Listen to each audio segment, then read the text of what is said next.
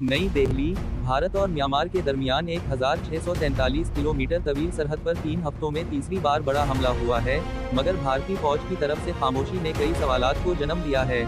5 जून को अरुणाचल प्रदेश के लांगडिंग जिला में शिद्दत पसंदों ने भारी हथियारों के साथ भारतीय फोर्सेस पर हमला किया और फिर म्यांमार की सरहद पार फरार हो गए।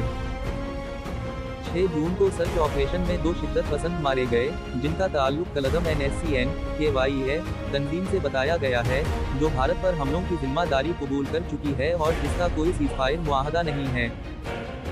हैरत की बात यह है कि भारतीय फौज ने अपने नुकसानात की कोई मालूमात जारी नहीं की और मकामी मीडिया भी इस मामले पर खामोश है। माहिरीन कहते हैं कि भारत ये सब छुपाने की कोशिश कर रहा है ताकि अपनी आलमी साख को नुकसान न पहुंचे। पिछले बरसों में भी यहाँ तशवीशनाक हमले हो चुके हैं, जिनमें फौजी हलाक हुए और भारत ने म्यांमार के अंदर अस्करी कार्रवाइयाँ भी की।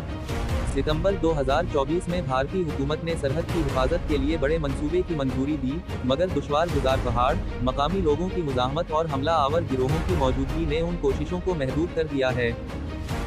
इस खित्ते में सरगर्म सबसे बड़ा गिरोह national socialist council of Nagaland (KYA) है, जो म्यांमार के जंगलात में छुपा हुआ है और भारत पर हमले करता रहता है। भारतीय फौज पर इल्जाम है कि वो अपनी नाकामियों को छुपाने के लिए आम लोगों को निशाना बना रही है, जिससे इलाके में नफरत और बेचैनी बढ़ रही है।